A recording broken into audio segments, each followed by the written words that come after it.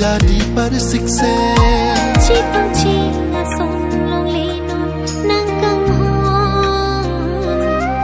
Kacipri to chip pipot nang non malong.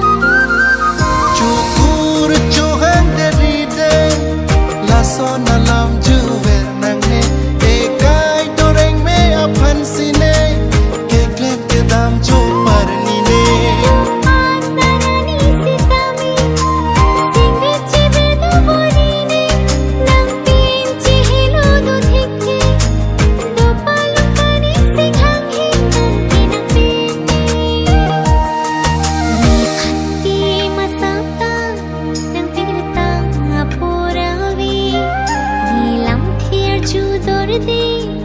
Ni phan nang pang krivi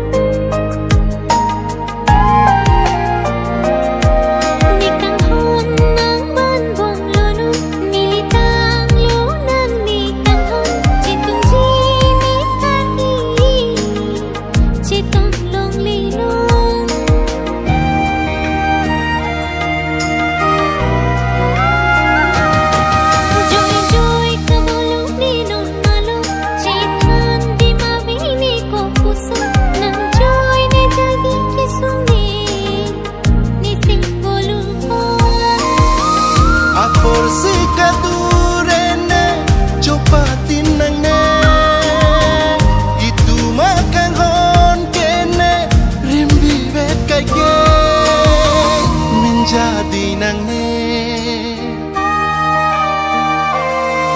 ni khati masata yang tirta apuravi ni lam thier chu dordi ni phan nang pang krivi juri nang la son alam theke ne arju tungte ning thin narlo ave masap ne jadi persiksa.